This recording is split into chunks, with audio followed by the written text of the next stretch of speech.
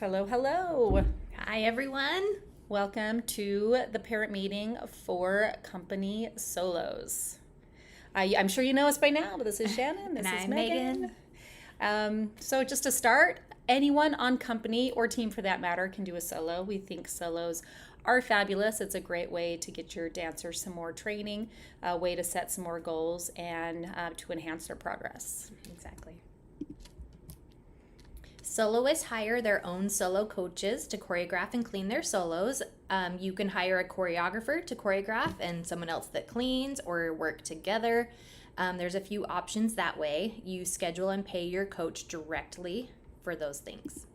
And then also attached to this email should be a form that just gives you a list of teachers that can do your solo, which you might find helpful if you're new to Synergy. Otherwise, anyone that your student works with in class would be a great option for a solo coach rather. And if you need a little bit more direction, send in an email and we can help you out. Using a choreographer not on staff is okay, but you will need to email Brandy in the office, brandy@synergyacademyutah.com, to let her know. To schedule a room for that, your choreographer does need their own insurance policy listing us as additionally insured. That's just a step that's required by our own insurance policy to make sure everybody's safe and nothing happens. Choreographers used by Synergy for master classes, group numbers are all considered on staff, as well as all of our teachers. Right. So a lot of our students use Kylie Bronk or Haley Payne. They don't teach weekly classes at Synergy, but we have them in all the time. So they have signed the waiver. They are included in the insurance policy, so they are good to go. So if you're not sure, just reach out and let us know. It's definitely easier if you use somebody at Synergy, but you definitely don't have to.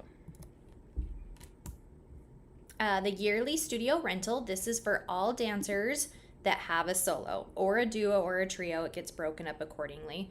So you are required to pay a studio rental fee of $100 per routine. This covers your rental for the entire year with your solo coach. So your solo coach doesn't have to pay a rental fee. You just pay them directly for their hourly fee, and this covers you for the entire season.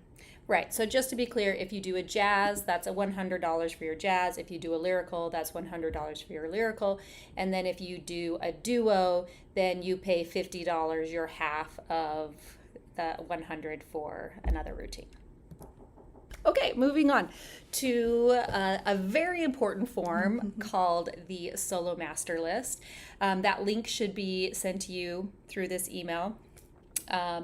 It's where we gather all of your information. So we're going to ask you who your choreographer is, what the title of your solo is, the genre, if you have props, what else? How long your solo is, the title. Did you already say title? Probably. Probably did. It'll also be like, how old are you? So we know which age division you're entered in and things like that. It's very important that you take your time and fill out this form correctly. This isn't due until September 1st. So you have a long time to figure out what you're doing, who you're doing it with, and get all that information in correctly the first time. Whenever you try to make changes, that is when errors are most likely to occur. So take your time, do it right the first time, and if you have questions, reach out. If you start to fill out the list and you do not complete it, we are just going to delete the form. Okay, so make sure that it's fully completed. And then once it is completed, that's how you will get charged the rental fee and you will be good to go for the season. Solo costumes. So parents are required to do your own solo costumes. We do have options to order through the studio. I can also give you options for seamstresses. You'll watch for these communications throughout the season. Pay attention to deadlines. If you miss the solo costume order deadline, you are out of luck. Because those are not our deadlines. Because at least I am not sewing your costume at my house. Okay, so this is a big one. So competing at convention, it's really hard because when we go to a convention, every studio is given X number of routines that they can take, and this includes group numbers.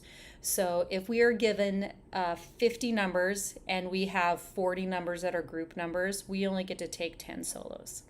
Usually we do get more than that because we take so many kids to conventions, so they'll give us another 10 acts if we take this many kids, and then another 10 acts. But eventually we max out, and we always max out. Had experience competing advanced. So if your kid at a local competition, if you don't compete them advanced, that's a sign that you don't think they're advanced. And so they're maybe not ready to compete at convention.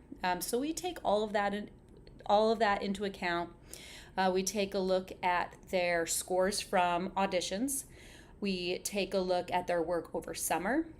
And then we work behind the scenes with teachers just to see how their solos are progressing. And then we have to make the really tough decision of who competes at convention and who doesn't. The solos are decided by Shannon and I. We base it on a lot of the things Shannon just talked about, as well as their age. So it's their age, ability level for their age, and the quality of the solo. Like Shannon said, we work with teachers and talk about these things, and we do take a lot of time in deciding this. It's not something we take lightly. The conventions your dancer gets assigned for will show up in your parent portal. So just like how your team results showed up, you will see it the exact same way, and it'll say Hollywood Vibes solo. So you'll be able to see all the ones you get assigned like that. We don't have a date for when those will be available, so just watch for email communication moving forward. Also, if your kid does get put in for convention and you send in a request that says, hey, instead of vibes, she'd really like to do jams instead, that's not really something that we consider.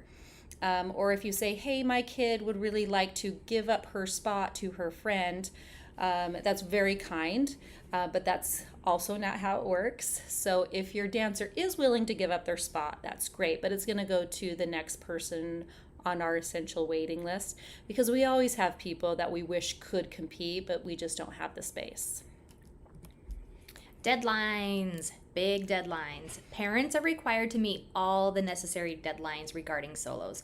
Failure to do this may result in your dancer forfeits their chance to compete in the event, or your dancer will be entered incorrectly, like wrong genre, things like that, wrong music, wrong title.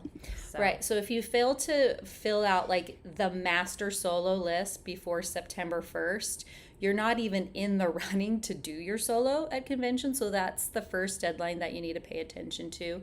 And then once you are registered for a convention, especially if you have 2 solos, because lots of kids like to do 2 solos, you need to pay attention to what solo has been assigned. You'll have a deadline. Maybe you'll have a choice. Would you rather do lyrical or jazz? Or maybe we say, well, you really need to do your jazz because we already have so many lyricals. You'll also receive an email when it gets close to competition that's like, look over this lineup. If you need to make any changes, you have to do so by this date. If you do not make any necessary changes or updates by that date, you will be entered incorrectly. Other options for if your dancer doesn't get into a convention competition, you can compete their solo at local events. We send out an email with a lot of information about how to register for other competitions, and you are more than welcome to take your soloist there. You could also attend extra conventions where we don't take group numbers, and there's usually options for that to add your soloist there. Right. Yeah, because then we aren't maxed out Yep. on the acts that we can take. So. Yeah. All right, that was short and sweet. That's all we have for you.